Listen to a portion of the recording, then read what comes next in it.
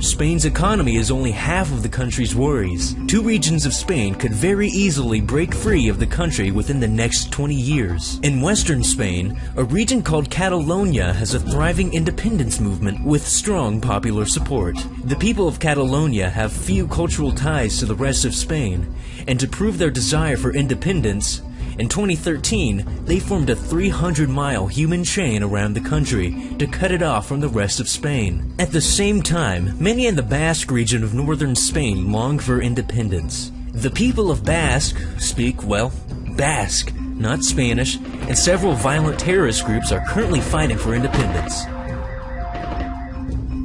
Number 9. North Korea.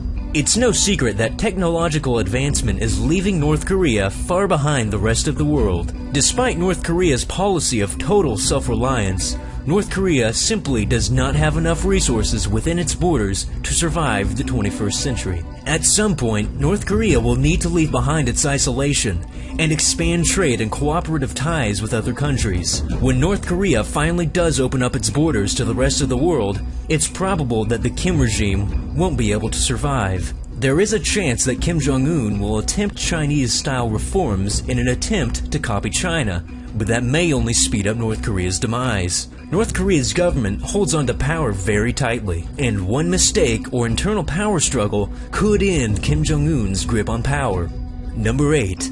Belgium. Belgium's citizens are deeply divided among ethnic lines.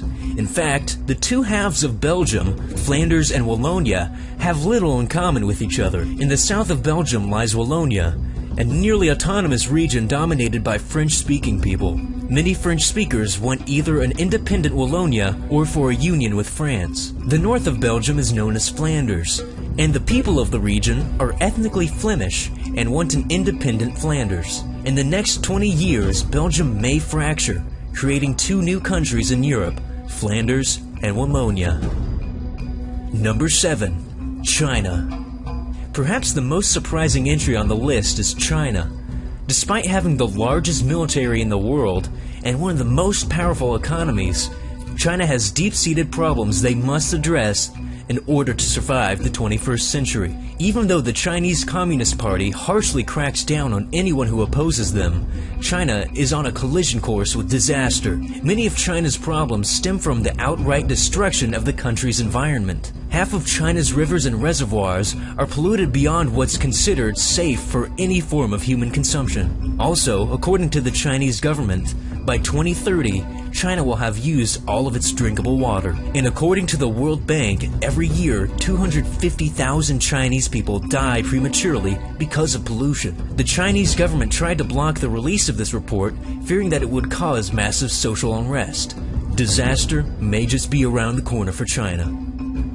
Number 6. Iraq. The rise of the Islamic State has brought international attention to the deeply rooted divisions in Iraq. Iraq's borders were originally created by British colonial authorities in the 20th century, with absolutely no regard for the cultural divides of the region. Saddam Hussein was able to keep Iraq together through oppression and brute force.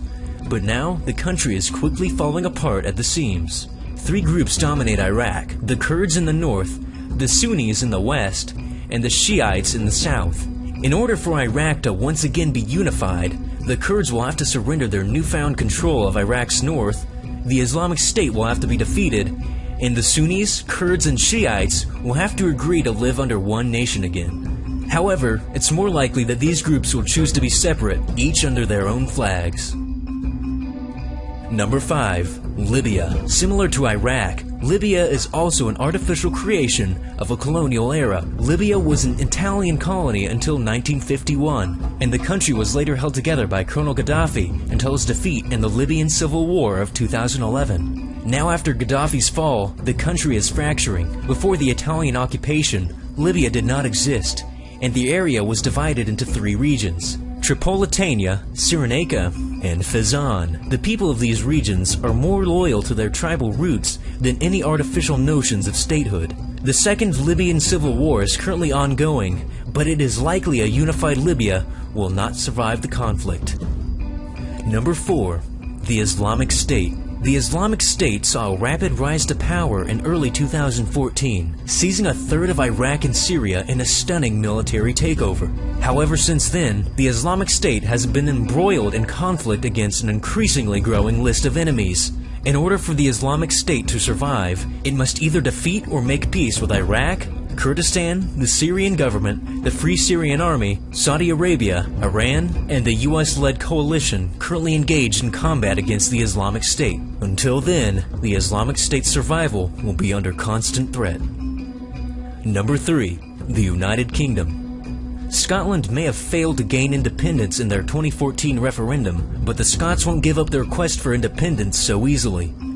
Also, there's a simmering movement in Wales and Northern Ireland that seeks autonomy and possibly independence for these regions. If any of these regions were to gain autonomy from the United Kingdom, it's possible that the Union may fall apart. Number 2. The United States of America. Many of the divisions that caused the Civil War in the United States still exist to this day. If these deep-rooted political and cultural differences within the United States aren't rectified, it's possible some states could break free within the next 20 years. As recently as 2012, 50 states submitted petitions with hundreds of thousands of signatures asking to secede from the Union. The two most likely states to leave the Union are Alaska and Texas. Number 1. Maldives. Located between India and Africa, the island nation of Maldives is in extreme danger of sinking due to rising sea levels. The former president of Maldives looked into buying land in South Asia to transplant all the residents of the Maldives before the islands are submerged. Want to know how to keep your country from collapsing? Just subscribe and help keep our channel afloat by liking this video if you haven't already. And if you want to hear my voice some more, go check out my channel in the description, and we will see you all next time.